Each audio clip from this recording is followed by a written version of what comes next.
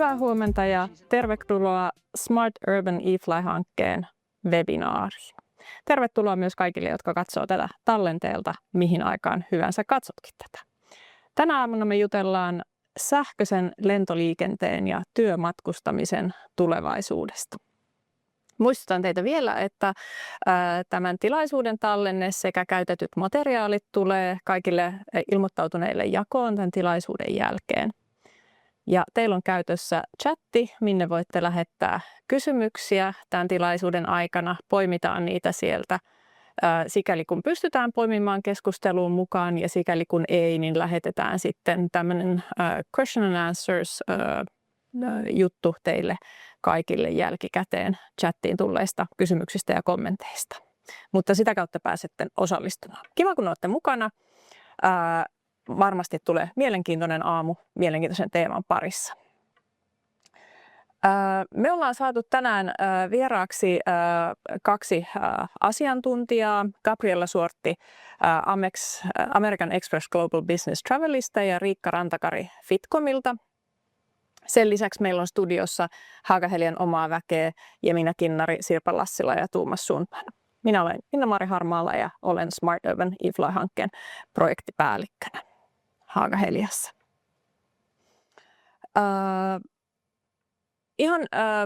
Webinaari on jaettu niin, että me ensin perehdytään vähän asiakaspersooniin ja asiakaspolkuihin ja sen jälkeen perehdytään lisää sähköiseen lentämiseen ja siitä heränneisiin ajatuksiin.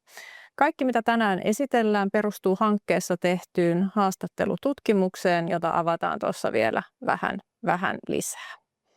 Ja hankkeen verkkosivuilta myös löytyy aikaisempia materiaaleja, mitä ollaan tässä hankkeessa tuotettu. Ensimmäiseksi lähdetään liikenteeseen asiakaspersoonista ja asiakaspoluista ja niitä meille tulee esittelemään Sirpa ja Jemina, eli siirrytään asiakaspersoonien ja asiakaspolkujen pariin.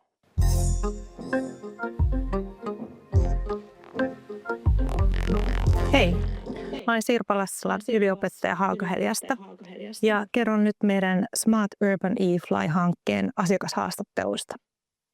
Olen tehnyt näitä haastatteluita nyt suunnilleen puolen vuoden ajan yhteensä 40 kappaletta ja ne on kestänyt noin 30-60 minuuttia. Niiden haastattelujen avulla ollaan yritetty saada syvällistä ymmärrystä matkahallinnon asiantuntijoiden ja liikematkustajien nykyisistä työmatkustuskäytännöistä sekä niihin liittyvistä haasteista. Ja tietysti tähän hankkeeseen liittyen niin erityisesti ollaan oltu kiinnostuneita sähköisestä lentämisestä ja sen vaikutuksista tulevaisuuden työmatkustamiseen. Tämän aineiston pohjalta me ollaan laadittu asiakaspersoonia. Tässä vasemmalla näette nämä 4 asiakaspersoonaa, jotka me luotiin. Eli se on tämmöinen pragmaattinen optimoija, vastuullinen junamatkustaja, tehokas liikematkustaja ja rutinoitunut autoilija. Ja me luotiin nämä persoonat akselien pohjalta ja nämä akselit pyrittiin luomaan niin, että ne mahdollisimman hyvin erottelisi näitä erityyppisiä matkustajia. Ja ne akselit kertoo erityisesti siitä, että miten nämä henkilöt tekee päätöksiä, mitkä asiat motivoi niitä ja minkälaisia haasteita niillä on, kipupisteitä ja miten ne suhtautuu ylipäätään matkustamiseen ja matkustuspalveluihin. Tässä on hieman tarkemmin sitten pragmaattisen optimoijan asiakaspersona. Eli tämä henkilö korostaa erityisesti matkustamisen vastuullisuutta ja ajan optimointia. Hän sanoo näin: valitsen ensin aikataulun, sitten ympäristövaikutuksen ja kustannuksen. Pyrin matkustamaan mahdollisimman edullisesti, mutta niin, että kokonaispaketti on järkevä. Suomessa vaihtoehdot ovat lento, juna ja oma auto. Bussi ei ole relevantti vaihtoehto. Eli hän valitsee matkustustavan, joka sopii parhaiten aikatauluihin, mutta ne on myös päästöttömiä ja kustannukset ovat kohtuullisia. Ja hän käyttää kaikkia eri kulkuvälineitä joustavasti. Kuitenkin suosii etäkokouksia ja sopii sitten kasvokkain tapaamisia vain tarvittaessa. Hän ei lennä turhaa, mutta hyväksyy kuitenkin lentämisen matkustusmuotona silloin, kun se sitten auttaa matkustamaan nopeammin. Tehokas liikematkustaja puolestaan niin arvostaa matkustamisen sujuvuutta ja myös ajan optimointia. Valitsen aina ajankäytännöllisesti parhaan matkustustavan, eli sellaisen, johon menee mahdollisimman vähän aikaa. Jos juna ja auto ovat yhtä nopeita, silloin valitsen junan, koska voin tehdä matkalla töitä. Matkat Eurooppaan sekä pidemmät matkat Lappiin teen lentäen. Tehokas liikematkustaja on henkilö, joka matkustaa paljon ja hänelle kasvokkain tapaamiset on tärkeitä. Hän on todellakin ajan optimoija, eli käyttää aina sitä liikennemuotoa, mikä on nopein ja on silloin myös valmis maksamaan vähän korkeampaa hintaa. Hän pitää lentämistä ihan perusteltuna silloin, kun on pitkiä matkoja tai matkustaa ulkomaille. Ja valitsee sen lennon silloin, kun kokonaismatka on selvästi junaa nopeampi. Häntä häiritsevät erityisesti jonottelu lentokentällä ja ajan haaskaaminen siihen, joten tällainen sähköinen lentäminen, joka olisi junamaista, eli se olisi tämmöinen kitkaton lentokokemus, niin kiinnostaa häntä. Kolmantena on vastuullinen junamatkustaja, joka korostaa erityisesti vastuullisuutta ja myös kustannusten optimointia. Mietitään vastuullisuuskulma, että jos voin hoitaa asian Teamsillä, niin ehkä sitten hoidan niin. Ympäristö- ja kustannuskysymykset vaikuttaa. Jos ei ole pakko, niin ei lähdetä työmatkalle. Itsekin muistan 2000-luvun alussa oltiin melkein joka viikko työmatkalla. Hankaluus on se, että en halua tuottaa kustannuksia ja päästöjä. Tämä henkilö arvostaa erityisesti julkista liikennettä ja mahdollista työskentellä matkan aikana ja kokee lentohäpeää ja pyrkii välttämään kokonaisuudessaan lentämistä. Lentää vain silloin, jos mitään muita vaihtoehtoja ei ole. Rutiinittunut autoilija puolestaan arvostaa matkustamisen sujuvuutta ja kustannusten optimointia. Autolla matkustan ja hyvin harvoin lentokoneella. Asiakkaita tulisi useammin tavattua, jos olisi helpompaa ja halvempaa matkustaa pitkin Suomea. Meillä on jonkun verran vaikeasti saavutettavia asiakkaita. Nyt käytän autoa, koska se on helpoin tapa matkustaa. Tuo sähköinen lentomalli kilpailisi myös sillä, että minulle maksetaan nyt kilsat autolla-ajosta. Voittaisiko siinä rahallisesti? En ole kauheasti ympäristövaikutuksia ollut miettimässä. Eli tämä henkilö arvostaa autoilun joustavuutta ja autonomisuutta. Siinä hänellä se matkustaminen on sisäänrakennettu siihen työnkuvaan, eli hänen täytyy matkustaa ja hänellä on useasti myös tavaroita mukana. Silloinpa se auto on kätevä, koska sinne pystyy laittaa matkatavarat ja muut välineet helposti autoon sisään. Lentäminen ei ole ensisijainen valinta, vaan autoilu on huomattavasti luontevampaa. Seuraavaksi Jemina tuleekin sitten kertomaan meille asiakaspoluista. Ole hyvä, Jemina. Kiitos. Mennään seuraavaksi asiakaspolkuihin. Eli jokaiselle näille 4 persoonalle on luotu oma asiakaspolkunsa. Ylhäällä näkyy mahdollinen skenaario ja alhaalla oikealla lenskarimerkit osoittaa sitä potentiaalia, millä todennäköisyydellä juuri tämä persona valitsisi sähköisen lentämisen tulevaisuudessa. Tässä on vaiheet, toiminta, kokemus tai haaste sekä sitten mahdollinen ajatus sen asiakkaan mielessä kussakin kohdassa palvelupolkua. Ennen matkaa, matkan aikana ja matkan jälkeen. Sekä liikennemerkit siinä kuvastaa sitä, että onko asiakkaalla mahdollisesti neutraali tunnelma vai positiivinen tunnelma tai sitten hän kokee sen jotenkin sen kohdan siinä matkustajapolussa kuormittavaksi tai haasteelliseksi. Pragmaattinen optimoija käyttää erityisen paljon aikaa ennen matkaa vaiheessa. Hän vertailee paljon eri matkavaihtoehtoja siinä kohtaa ja suunnittelee matkaa todella harkitusti. Hänelle kokonaistehokkuus on tosi tärkeä, hän punnitsee sitä. Hän saapuu lentoasemalle todennäköisesti keskustasta. Hän kulkee turvatarkastuksen läpi ja nousee koneeseen. Hän kuormittuu lentokenttäprosesseista. Hänelle ne on tosi monivaiheisia ja hän kokee ne tosi hankaliksi. Eli varsinaisesti tälle se arvo syntyy tälle persoonalle vasta siinä kohtaa siitä lentämisestä, kun hän astuu lentokoneeseen ja istahtaa paikalleen. Ryhtyy mahdollisesti työskentelemään siinä tietokoneen ääressä tai läppärinsä ääressä ja valmistelee tulevaa tapaamista. Hänen kohdalla sähköinen lentäminen voisi olla mahdollinen vaihtoehto, jos se on nopein, vastuullisin ja kustannustehokkain vaihtoehto. Toinen persoona meillä oli tehokas liikematkustaja.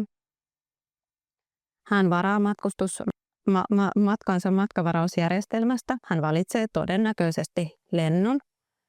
Hän kokee haasteena ennen matkaa sen, että matkaketju ei välttämättä aina riittävän sujuva hänelle, koska hän aikatauluttaa oman aikataulunsa tosi tiukille. Hän voisi tehdä vaikka monta asiakaskäyntiä yhden päivän aikana. Hän saapuu lentokentälle todennäköisesti taksilla, menee Priority-turvatarkastuksen läpi ja suuntaa loungeen työskentelemään. Hän kokee kuormittavaksi sen, että joskus nämä lentoaikataulut ei pidä paikkaansa tai niitä on liian harvakseltaan päivässä tai sitten lento viivästyy, eli hän ei ehdikään ajoissa paikalle. Hän voisi toisin sanoen olla erittäin todennäköinen sähköisen lentämisen matkustaja tulevaisuudessa. Kolmas matkustaja meillä on vastuullinen junamatkustaja, joka valitsee todennäköisesti aina junamatkan. Hän kulkee junalla mukavasti ja kokee sen erittäin miellyttäväksi tavaksi matkustaa. Hän voi siellä työskennellä tai ihastella välillä maisemia ja sitten nettikin toimii usein ihan moitteettomasti. Hän on erittäin tyytyväinen, että hän pystyy matkustamaan vastuullisesti ja huolehtii siitä myöskin, että hänen jaksamisensa pysyy hyvällä tasolla kaiken kaikkiaan. Ja hän voisi harkita myös sähköistä lentämistä tulevaisuudessa, mutta vaan jos se aidosti on ympäristöystävällistä ja vastuullista. Neljäs matkustaja meillä on rutinoitunut autoilija ja hän valitsee todennäköisesti aina auton matkustustavakseen, koska tämän tyyppinen persoona sitten myöskin matkustaa isojen työkalujen tai isojen matkatavaroiden kanssa, niin se auto on aina paras vaihtoehto. Hänelle se on sujuvaa, helppoa ja tuttua ja turvallista.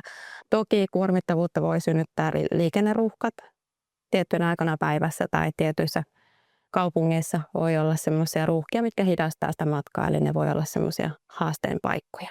Tämä matkustaja ei valitse sähköistä lentämistä ensimmäistä joukossa, mutta saattaa pakon edessä kuitenkin valita sen. Eli sen takia siellä oikeassa alanurkassa on yksi lenskarin merkki hänen kohdallaan.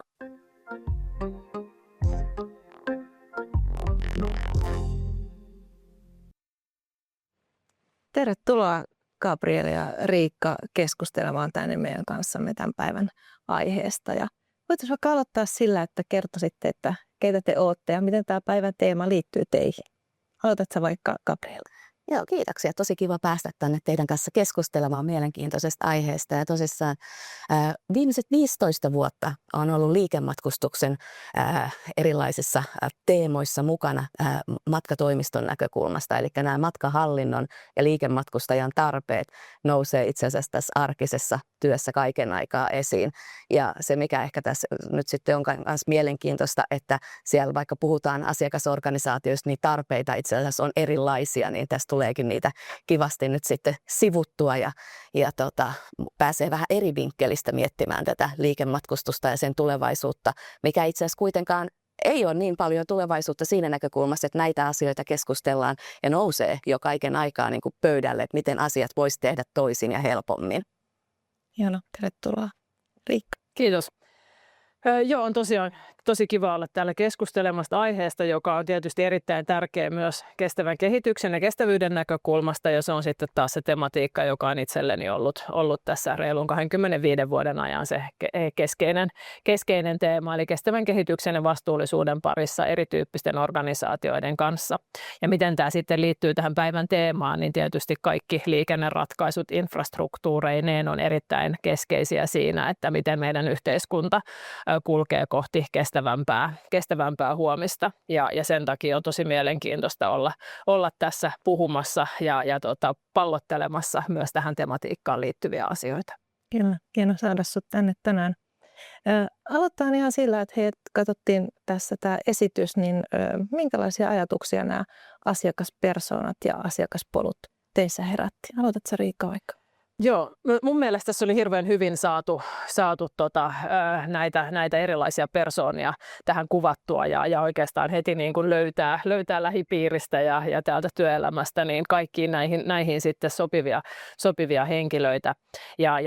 Tässä on tullut niitä yhtymäkohtia, mutta samaan aikaan sitten ehkä myös niitä haasteita, että mitä näiden eri ihmisten tarpeiden niin kuin yhteensovittaminen sitten voi tuoda. Ja Gabrielalla siitä tietysti on sitten vielä niin kuin tarkemmin kokemusta, että miten nämä eri persoonat tuodaan esiin.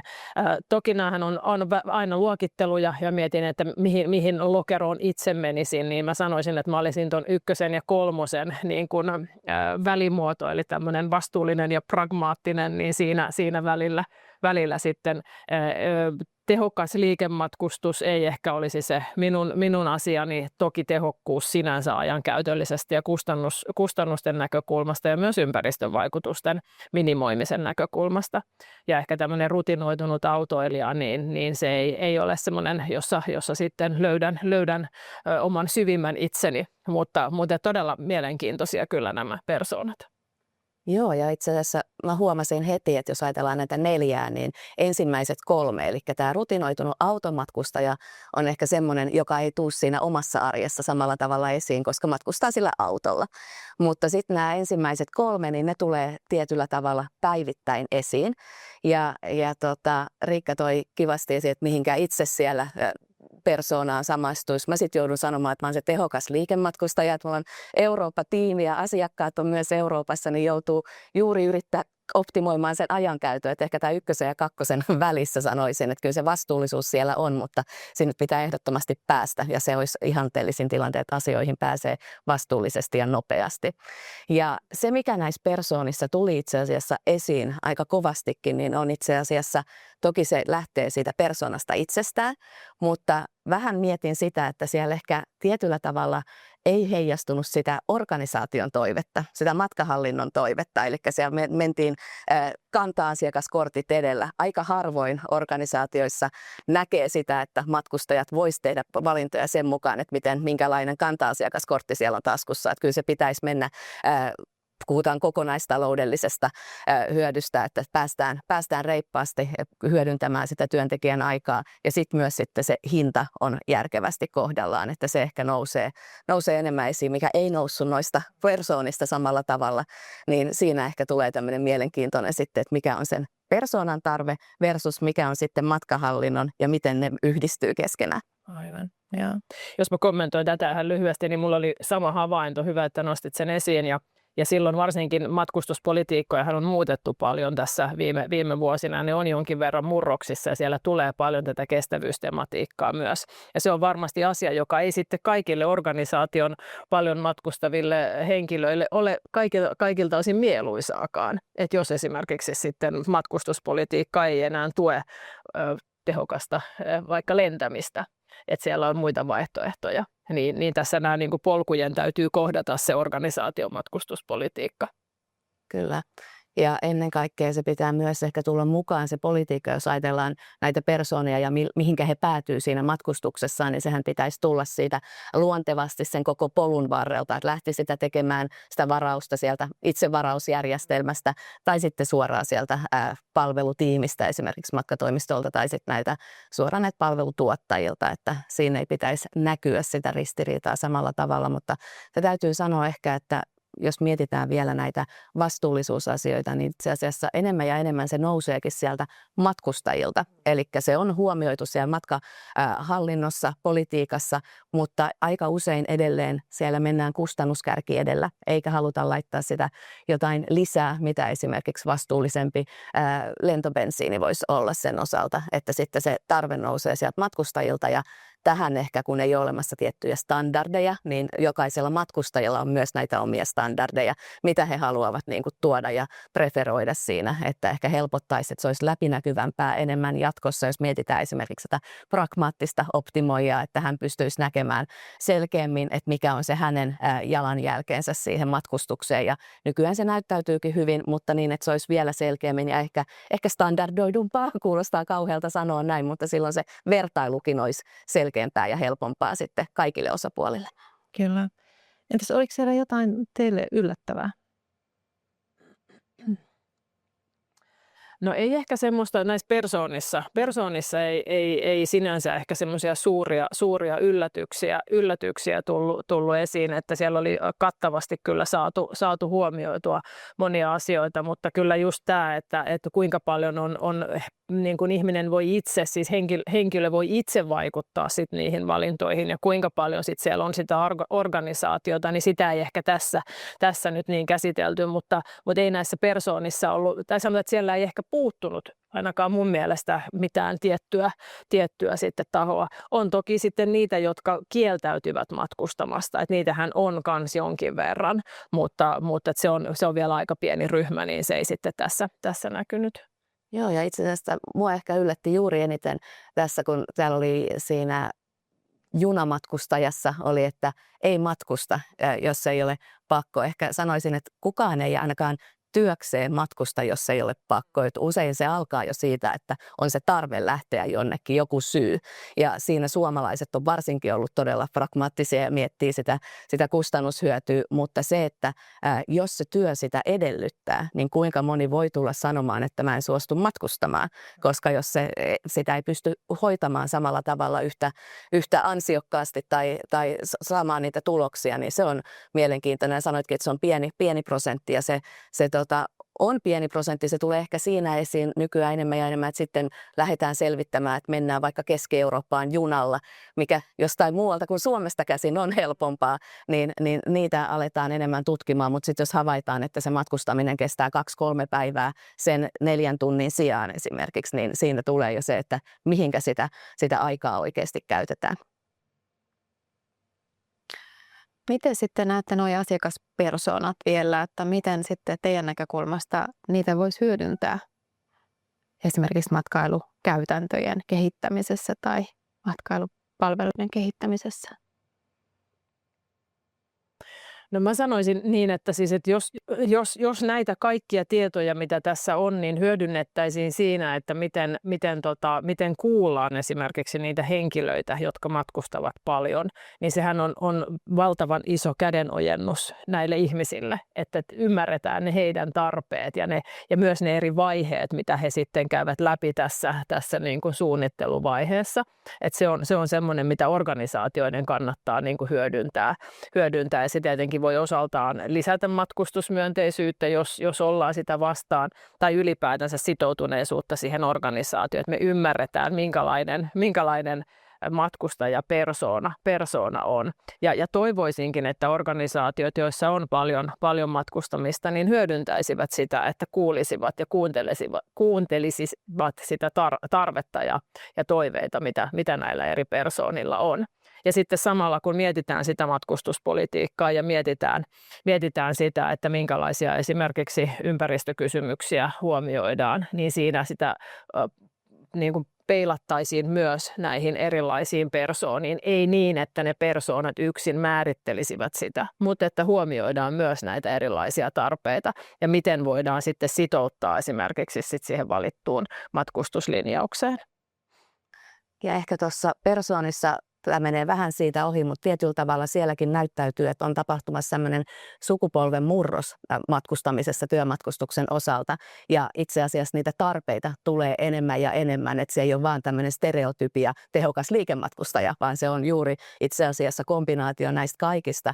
Niin se on mun mielestä hyvä huomioida, toikin hyvin esiin sen matkustuspolitiikan, mutta myös siitä HR:n näkökulmasta jo, että millä tavalla sitä yritys auttaa ja tukee näitä erilaisia tarpeita ja myös sitten helpottaa, kun tunnistetaan se, että se matkustajalla on lähtökohtaisesti ehkä erilainen asenne tiettyihin matkustukseen liittyviin asioihin, niin miten se otetaan siinä esimerkiksi varauspolussa jo huomioon, että millä tavalla havaitaan se, että se ohjautuu sen matkustuspolitiikan mukaiseen lopputulemaan, mutta niin, että se matkustaja voi kokea sen myös omakseen, eikä siinä synny sitä ristiriitaa. Ja näiden yhdistäminen on mun mielestä se tärkeä, siinä pitää olla just se ymmärrys mukana. Tuliko sinulle esimerkiksi mieleen heti jo teidän omissa palveluissa, että mitä voisi niin kuin näiden pohjalta kehittää?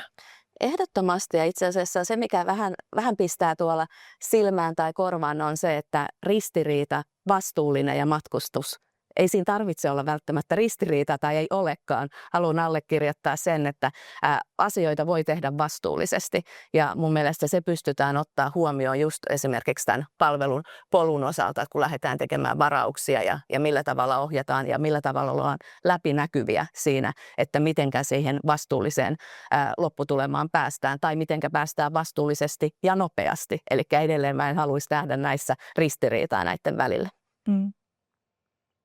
Tuleeko sulle mieleen sitä, että Joo, kehittää? no mä ehkä ajattelen tätä, kun mainitsitte ristiriidan, niin ei siihen pidä vastakkainasettelua laittaa niin kuin kestävyyteen, vastuullisuuteen ja matkustamiseen, mutta sitten taas toisaalta pitää olla myös niin kuin rehellinen siitä, että matkustamisella on aina jonkin verran ympäristövaikutuksia, haluaa sitä tai ei, ja toki muitakin vaikutuksia, jotka voi liittyä ihan sen henkilön jaksamiseen ja tämän niin kuin tehokkaaseen työajan käyttämiseen ja näin, että ne on tavallaan tunnistettava ja niistä on myös sanottava ääneen. Ja siinähän just esimerkiksi HR:llä on myös tärkeä rooli siinä, että näitä asioita tuodaan esiin ja keskustellaan myös sitten sen ihmisen kanssa. Mutta organisaatiokin miettii sitten sitä, että mikä on se niin kuin kokonaistulokulma ja niin kuin vältetään ristiriidat, mutta samaan aikaan ollaan avoimia ja rehellisiä ja mietitään esimerkiksi sitä, että halutaanko käyttää päästökompensaatioita ja muuta vai että onko sitten jotain muita keinoja sitten näiden asioiden käsittelyyn ja esiin tuomiseen. Kyllä. Olisikohan meidän sitten aika lähteä sähköisen lentämiseen pariin ja Minttu sitten esittelee meille tämän sähköisen lentämiseen liittyviä tutkimustuloksia ja hieman siihen matkustamiseen liittyviä haasteita ja ehkä joitakin asioita, mitä tässä tuli esille, niin tulee nyt sitten näissä myös tutkimustuloksissa Mintun suulla kerrottuna. Ole hyvä, Minttu.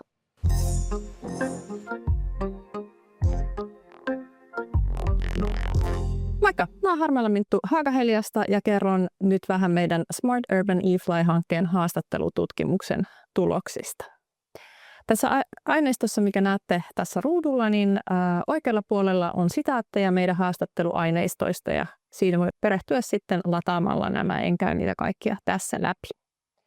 Ensinnä tosiaan haasteita, mitä haastatellut koki liittyvän nykyiseen työmatkustamiseen ja ensimmäisenä oli huonot aikataulut, eli lentoja on liian vähän tai niitä ei ole oikeaan aikaan.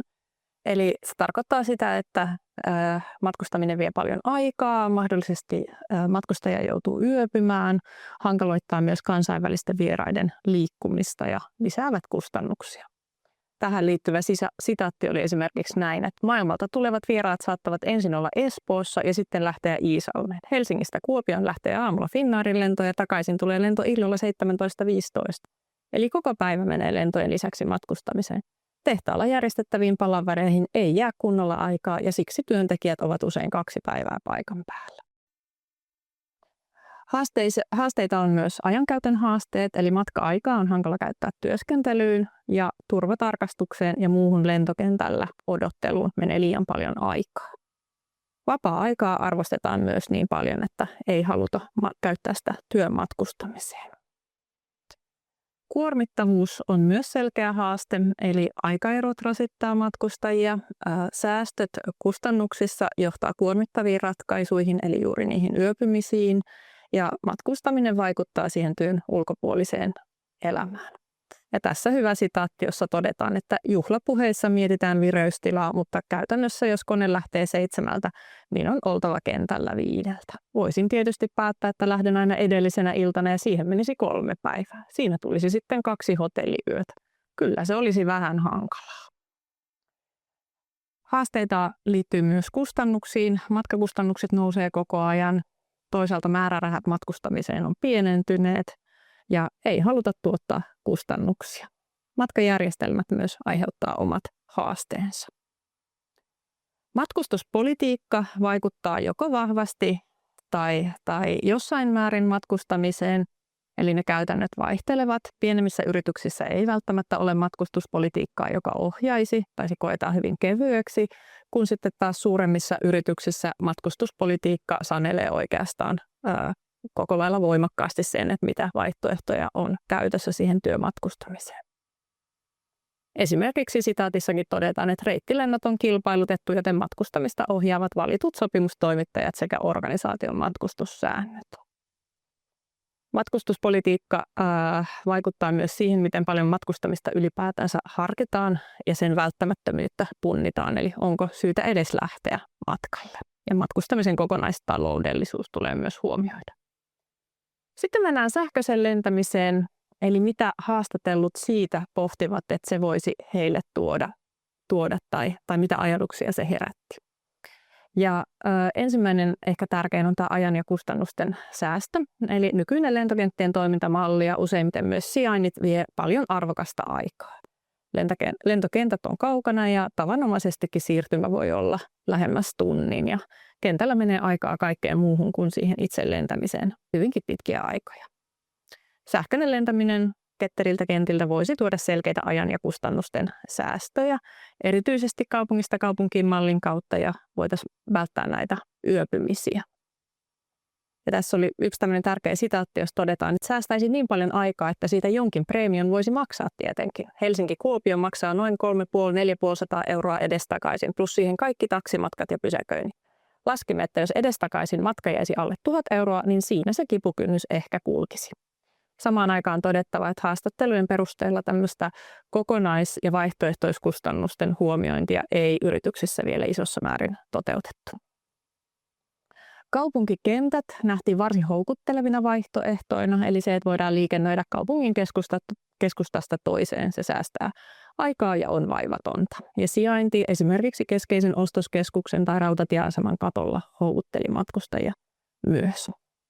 Nämä uudet ketterät kaupunkikentät voisivat ratkaista erityisiä haasteita, kuten vähentää sitä nykyisen infran rasitusta ja mahdollistaa nopeammin esimerkiksi lääkäreiden, huoltohenkilöiden tai muiden erityisasiantuntijoiden paikalle saannin. Osa toki suhtautuu kaupunkikenttiin skeptisesti, eivätkä koe sille tarvetta tai pohtivat, että miten kaupunkikentän voi yhdistää vanhaan taajamaan esimerkiksi. Tässä on myös tämmöinen sitaatti, että esimerkiksi kun menin Tallinnaan, meni taksiin 70 euroa, odotin tunnin, istuin laivassa 2 tuntia pubin melussa. Jos pääsisi keskustasta keskustaan, niin kyllähän se olisi mahtavaa. Turvallisuus puhuttaa aina, kun on kyse lentoliikenteestä, ja tämä jakoi aika vahvasti meidän haastateltuja, eli se, että miten turvatarkastukseen suhtaudutaan. Osa on sitä mieltä, että turvatarkastus on ehdottoman tarpeellinen ja siitä ei saa tinkiä, ja osa taas halusi, että olisi kiva, jos lentoon pääsisi kuten junaan, eli ilman turvatarkastusta. Ja se, mikä oli mielenkiintoista, niin meidän haastattelujen aikana moni alkoi aktiivisesti haastamaan sitä omaa pohdintaa turvatarkastuksen tarpeellisuudesta, kun keskusteltiin. Teknisessä turvallisuudessa sitten taas suhteessa sähköiseen lentämiseen mietitettiin erityisesti sähköturvallisuus, ilmatilan turvallisuus tai täyttyminen, sääolosuhteet ja sitten ihan tämmöinen kaupunkilentokentän tai lentopaikan turvallisuus, että voiko katolta nyt lähteä. Edellytyksenä kuitenkin aina kaikilla oli, että viranomaishyväksyntä pitää olla, regulaation pitää olla kunnossa ja silloin turvatarkastuksella tai ilman tai kevyellä turvatarkastuksella olisivat valmiit matkaan. Päästöt ja luonnonvarojen säästö oli merkittävä asia, eli sähköinen lentäminen koetaan positiivisena nimenomaan päästöjen vähentämisen näkökulmasta. Päästöttömyys on selkeä valtti ja valintakriteeri, ja se myös tätä lentohäpeää tai lentämiseen liittyvää lentohäpeää poistaisi. Toki haastatellut myös toivat esille, että on muitakin elinkaaren aikaisia päästöjä kuin vain se lentämiseen liittyvä päästö. Ja tuotiin esille myös näitä bio- tai jäteperäisiä polttoaineita vaihtoehtona. Reiteistä puhuttiin aika paljon meidän haastatteluissa ja tärkeimpänä koettiin se, että jos päästäisiin pois semmoisesta nykyisestä Helsinki-keskeisyydestä, eli voitaisiin lentää poikki Suomen kaupungista toiseen kulkematta Helsingin kautta, Lapin liikenne voisi helpottua ja ylipäätänsä saataisiin kattavampi reittiverkosto. Lähialueista mainittiin erityisesti liikenne Merenkurkun yli, Baltian liikennöinti erityisesti Tallinnaan sekä tavalla tai toisella yhteydet Keski-Eurooppaan. Ehdottomana etuna nähtiin tämmöisten vaikeasti saavutettavien kohteiden tuleminen niin sanotusti lähemmäksi ja myös huoltovarmuus ja sota näkökulmana tuotiin esille. Varausjärjestelmästä muutama sana. Eli haastatellut kokivat, että varausjärjestelmän on ehdottomasti tuettava yleisiä yritysten matkajärjestelmiä. Yritysten pitää pystyä matkajärjestelmän kautta olemaan tietoisia, missä matkustajat on. Ja matkustamisen maksamisen ratkaisut täytyy liittyä ja sitoa niihin yritysten järjestelmiin. Tässä oli tämmöinen sitaatti, että matkustajat eivät halua käyttää omaa luottokorttia ja yritykset eivät halua antaa yritysten luottokorttia. Siksi käytetään matkatiliä, koska siinä on integraatio maksuratkaisujen kanssa. Ja saman järjestelmän on myös pystyttävä tuottamaan dataa yrityksen päästöraportointiin. Sähköiseen lentämiseen kuitenkin liittyy haastateltujen mielissä esteitä käyttöönottoon ja niitä tunnistettiin. Ehkä merkittävimmät, mitä haastatellut pohti, oli hinta, kilometrikorvausjärjestelmä, eli kun niitä ei sitten lentämällä saisi, lentojen määrä ja aikataulu, sähköisen lentämisen kestävyyshaaste, eli onko se todella kestävämpää, matkustamotilojen mukavuus, turvallisuus ja lentojen operoinnin luotettavuus, eli voiko luottaa siihen, että se lento lähtee silloin, kun on sovittu, kun on kyse pienemmistä reiteistä. Lentoyhtiön luotettavuus ja sitten myös lentoyhtiöiden pistejärjestelmät ja sopimushinnat. Tässä on tämmöinen sitaatti, että luotettavuus tarkoittaa minulle sitä, että lennot tulevat hyvissä ajoin myyntiin ja ne myös lennetään turvallisesti ja aikataulussa. Finnairilla on myös pistejärjestelmä ja tämä uusi tapa lentää romuttaisi sen, koska en voisi kerätä pisteitä. Tässä tärkeimpiä näkökohtia sähköiseen lentämiseen. Kiitos.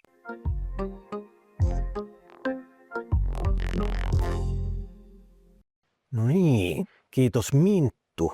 Siinä tuli aika monta teemaa liittyen tähän sähköiseen lentämiseen. Pystyisittekö te nostaa tästä jotain semmoista kiinnostavaa tai jotain semmoista, mikä niinku pompsahti esiin, joka oli yllätyksellisyyttä?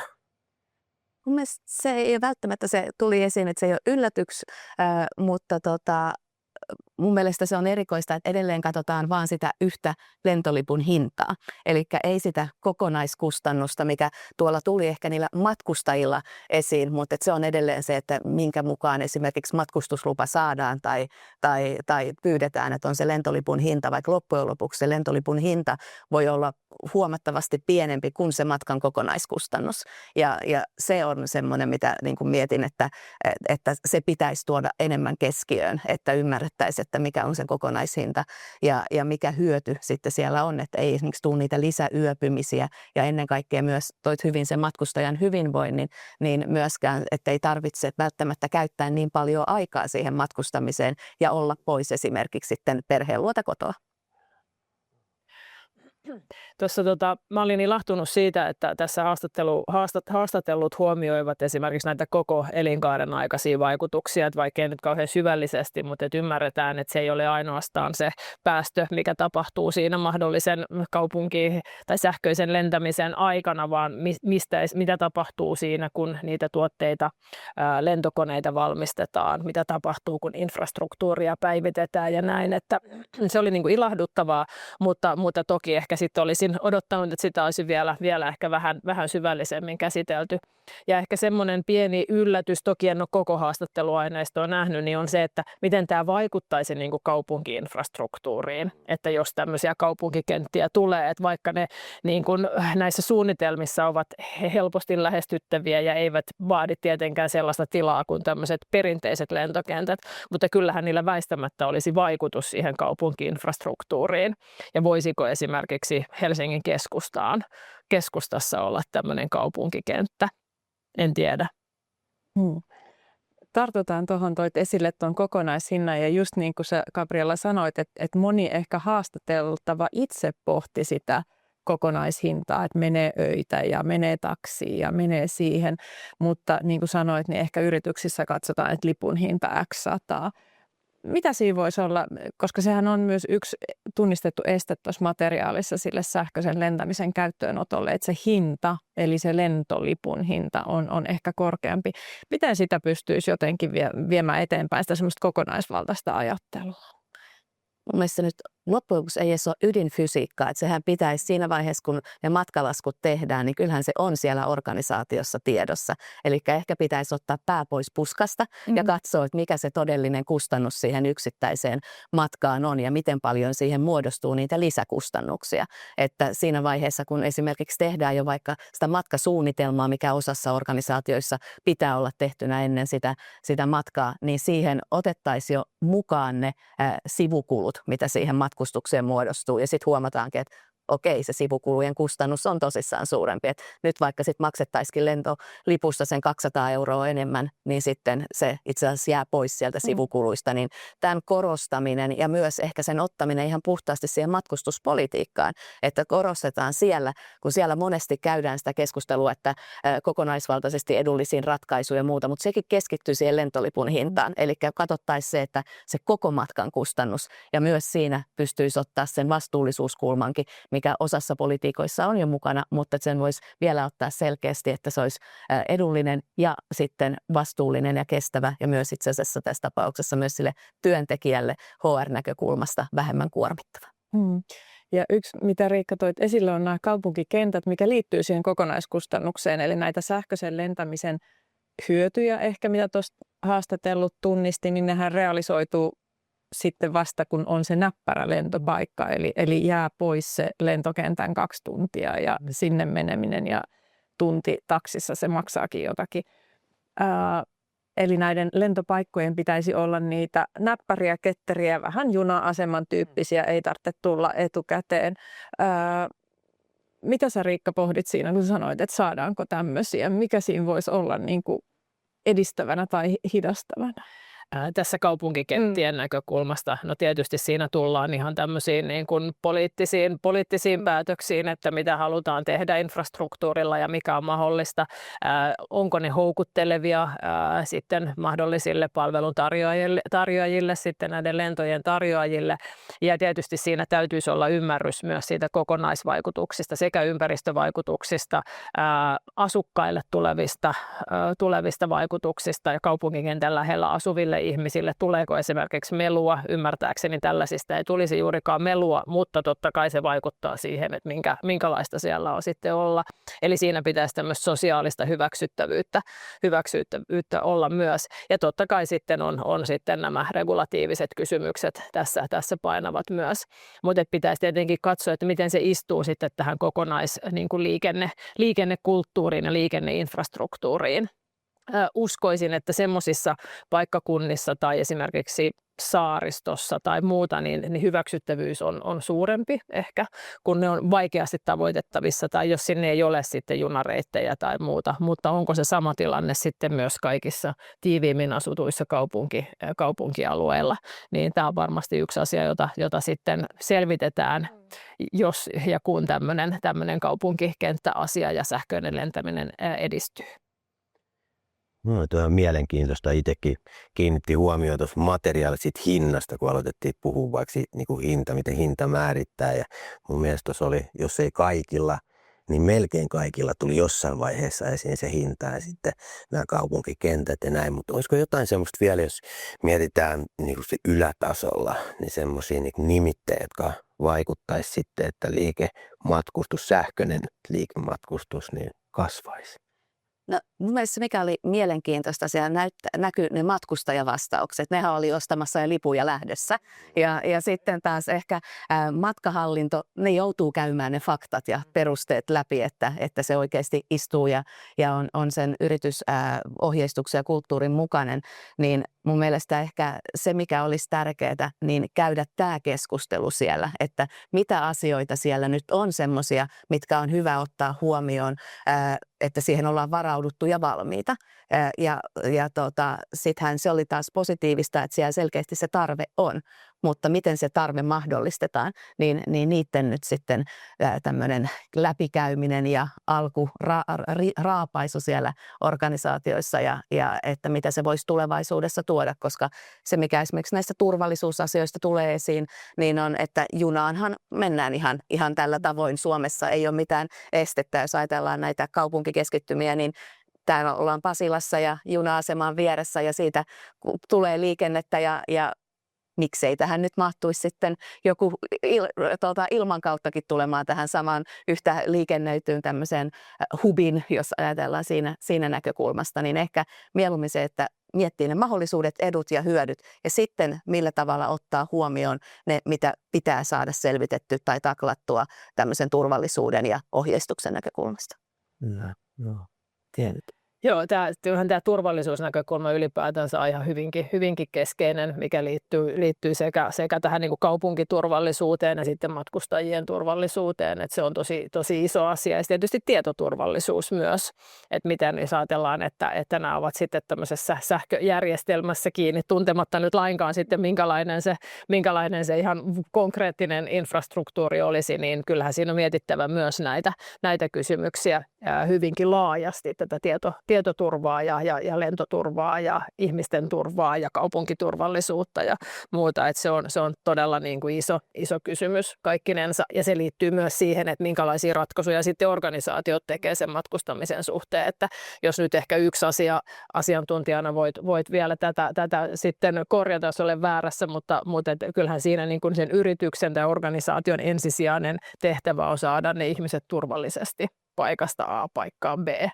Niin se on niin kuin kuitenkin se number one juttu. Kyllä duty of care, huolenpito on organisaatiolla pakko olla siellä kunnossa, että sen takia se ei saa olla poissulkeva asia siellä missään nimessä.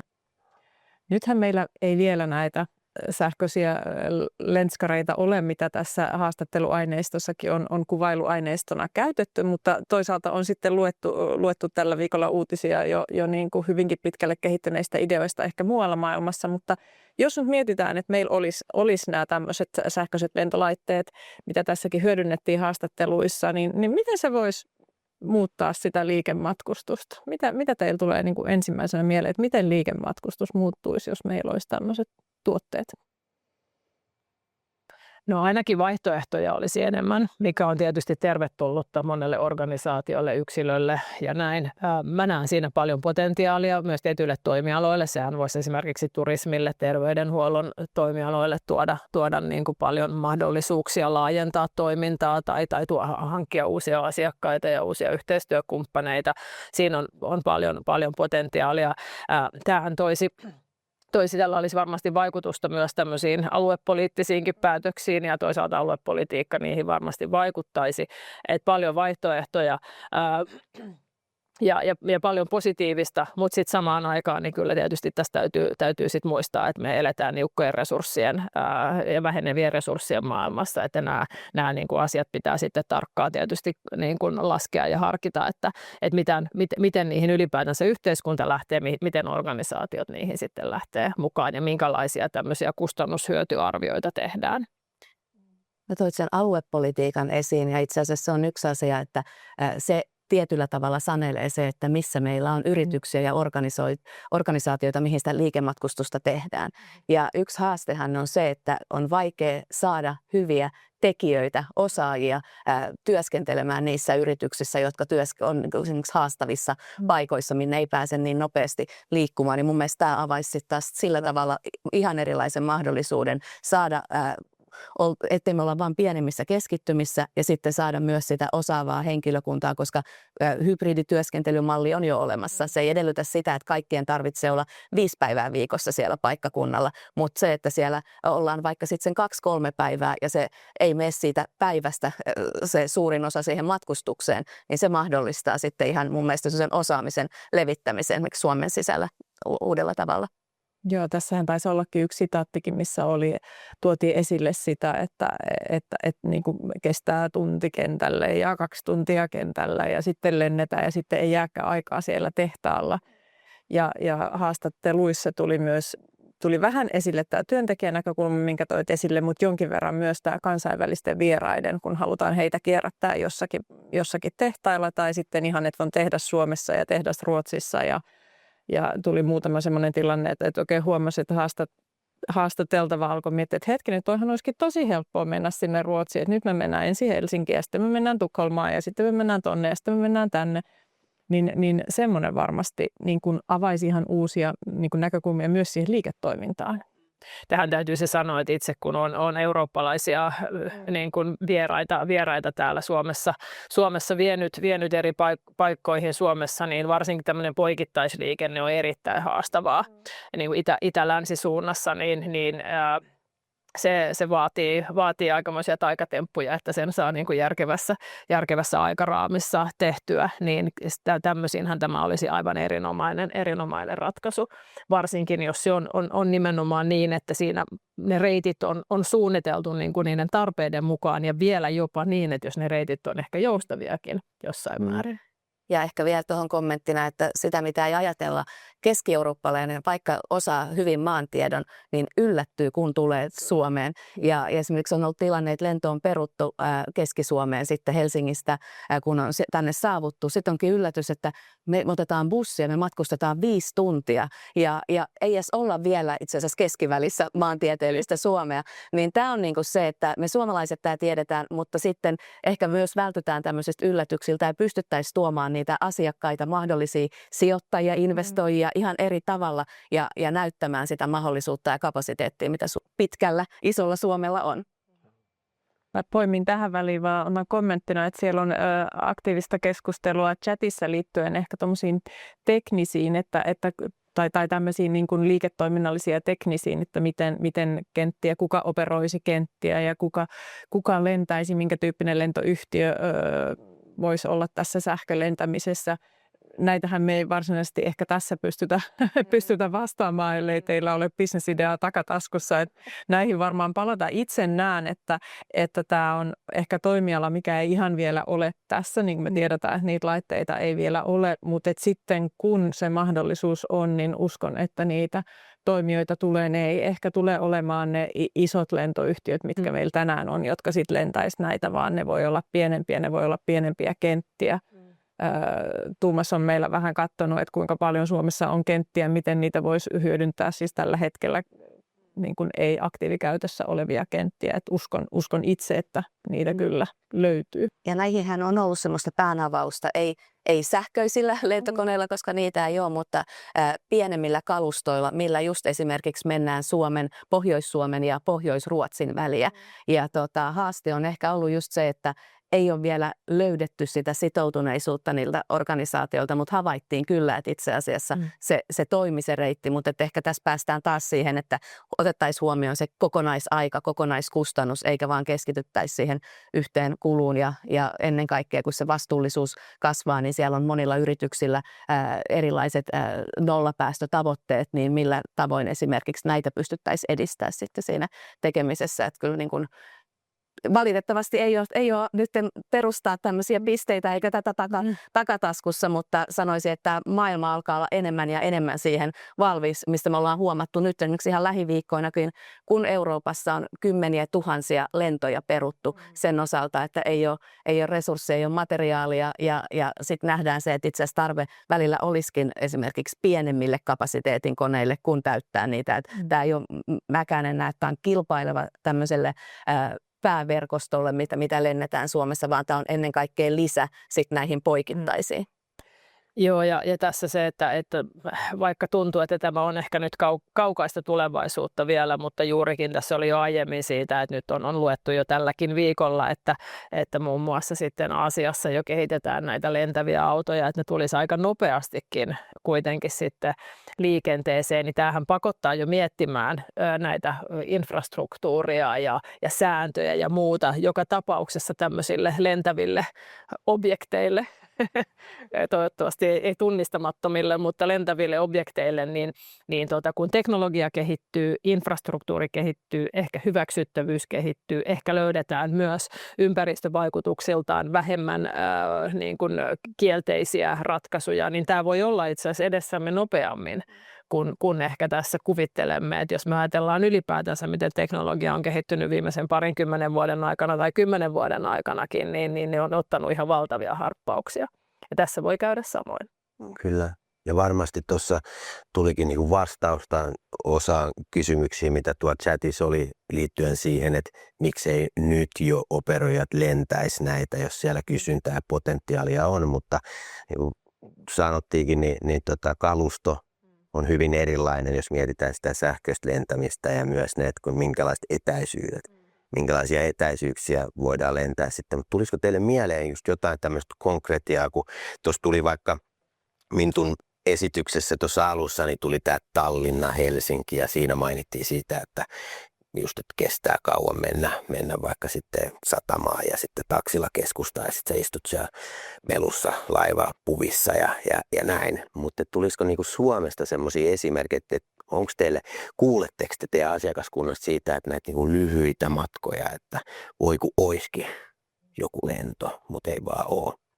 Koska kenttiähän periaatteessa, jos miettii ihan vaan lentopaikkoja, niin Suomessa on melkein niin kuin 100, jos nyt otetaan silleen niin kuin ihan pienimmät ja harrastekentät ja näin. Toki ne ei ole ihan siellä keskustassa välttämättä, mutta kuitenkin on. Mutta onko tämmöisiä niin kuin paikkoja, jotka on tullut niin kuin esille, että voi kun löytyisikin joku? Ainakin mikä nousee Itä-Suomi tasaisin väliajoin ja tarve sieltä, että siellä on vähennetty sitä reittiverkostoa ja edelleenkin tarve, niin kuin mä sanoin, että mä en näe näitä kilpailijoina, on ehkä se, että mentäisiin vaikka toiseen suuntaan perinteisellä verkostolla, että se aikataulu usein saattaa toimia toiseen suuntaan, mutta ei sitten välttämättä takaisinpäin, koska siellä on niin, että siellä on todella aikaisin aamulla ja tosi myöhää illalla ja sitten sieltä ei pääse esimerkiksi sieltä Keski-Euroopasta niille todella aikaisille lennoille, että se yhteys ei toimi, niin lähinnä, että se toisi sen lisän siihen. Ja sitten mahdollistaisi esimerkiksi, jos mitä puhuttiin tästä poikittaisesta, eli itä-länsi on tämmöinen,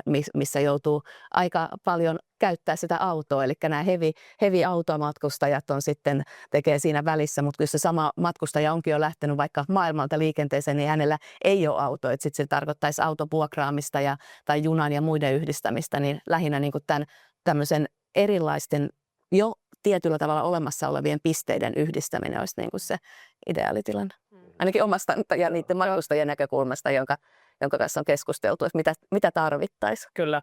Joo, ja oma kokemus on vahvasti tämä itä-länsisuunta, mikä tässä tuli jo mainittu, mutta toinen on sitten niin kuin Lappi, Pohjois-Suomi laajemmin. Että siellä toki on jonkin verran lentokenttiä, mutta kuitenkin aika vähän, ja ne on aika kuormittuneitakin tällä hetkellä niin kuin tiettyihin vuoden aikoihin, mutta et ne eivät kuitenkaan saavuta sitten koko Lappia, ja varsinkin sitten, jos mietitään sitä, että lähtee muualta kuin esimerkiksi Helsingistä sinne, niin se yleensä vaihtoehdot on niin kuin vähäisempiä ja silloin sitten se oma auto on usein sitten se paras vaihtoehto, joka ei sitten taas monelle liikematkustajalle ole relevantti vaihtoehto. Että kyllä sitten se niin kuin pohjoisen Suomen saavutettavuus, mutta sitten toisaalta kaikki vähän niin kuin hankalemmin saavutettavat paikat, että ehkä just saaristo, joka ei nyt välttämättä ole sille liikematkustamiselle se niin kuin ykköskohde, mutta esimerkiksi jos ajatellaan turismia, siinähän olisi valtavasti potentiaalia lisätä sitten sitä tämmöistä niin kuin turismitoimintaa myös sinne, kun se olisi helpommin saavutettavissa, joka ei olisi välttämättä niin sääriippuvaista.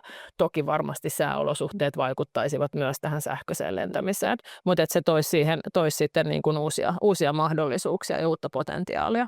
Vähän linkittyen tähän ja kohta aletaan lopettelemaan, mutta haluaisin vielä kysyä, että täällä mainittiin muutama kerta tämä lentohäpeä meidän aineistossa ja oli tuossa tiivistelmässäkin, niin mitä ajatuksia tämä lentohäpeä ja sähköinen lentäminen, onko siinä joku ratkaisun palanen teidän mielestä? No silloin kun seurataan sitä henkilökohtaista hiilijalanjälkeä, niin toki se niin kuin tuo siihen ihan erilaisen sitten lukeman siitä näkökulmasta. Eli se saattaisi sitten saada ne matkustajat, jotka tällä hetkellä sanoo, että he eivät halua matkustaa, mutta se työ sitä edellyttää, niin kokea sitten miellyttävämmäksi lähteä, koska siinä on itse sen matkan osalta se on pienempi se jalanjälki, vaikka tiedetään sitten toki ne muut kustannukset, mitä siihen muodostuu. Tarkoitan nyt tässä tapauksessa näitä häpeä- ja haittakustannuksia näiden päästöjen näkökulmasta, niin uskon, että se helpottaisi kyllä sitä yksilöä sitten tekemään niitä ratkaisuja ja ehkä myös siinä näkökulmassa mä toivoisin, että aina ja tärkeää, että lähtee yksilöstä, mutta että se lähtisi se koko yhteisö ja se koko organisaatio, eli sillä tavoin he pääsisivät niihin omiin tavoitteisiinsa, mitä siellä on esimerkiksi, niin kuin toin aikaisemmin määritelty nyt sitten erilaisten päästötavoitteiden osalta, että miten sitä hiilineutraaliutta esimerkiksi tavoitellaan, niin tämähän olisi yksi selkeä keino siinä. Ehkä ihan lyhyesti kommentti tähän, niin mä en usko, että se lentohäpeää poistaisi. kokonaan, eikä sen tulisikaan, koska mikään matkustusmuoto, paitsi jalan liikkuminen, niin ei ole niin kuin vailla sitten vaikutuksia ympäristöön. Että ainakin itseäni kiinnostaisi ja tulee kiinnostamaan se koko elinkaaren aikaiset vaikutukset. Siinä voi sekä ympäristö- että sosiaalisia kysymyksiä ja yhteiskunnallisia kysymyksiä, mutta varmasti tulee tietyiltä osin sitä hälventämään ja vähentämään sitä häpeää, mikäli nämä kokonaisvaikutukset ovat sitten niin kuin kohtuulliset, sanotaanko näin. Hyvä. Siihen on hyvä alkaa päättää meidän keskustelua. Aivan ihania ja uusia näkökulmia sekä tähän sähköiseen lentämiseen että asiakaspolkuihin saatu tänä aamuna ja keskustelu osittain ollut siellä chatissakin aktiivista. Palataan niihin vielä tämän jälkeen ja tosiaan kuten alussa mainitsin, niin tallenne tilaisuudesta sekä sitten materiaalit tulee Smart Urban eFly-hankkeen sivuilta ladattaviksi ja lähetetään kaikille ilmoittautuneille. Nyt haluaisin erityisesti kiittää Gabrielaa ja Riikkaa. Kiitos kun olitte meidän vieraana ja jaoitte teidän ideoita, ajatuksia, mitä liittyy tähän. Oli erittäin kiva saada keskustella teidän kanssa tänä aamuna. Ja kiitos myös kaikille kollegoille Tuumas, Sirpa ja Emina, jotka on ollut tässä mukana. Yhdessä ollaan tätä työtä tehty. Nyt katse tulevaisuudessa ja katsotaan, missä vaiheessa me sitten voidaan pitää tämmöinen paneeli uudestaan, kun ne koneet on täällä. Kiitoksia tästä aamusta ja palataan töiden pariin. Kiitos.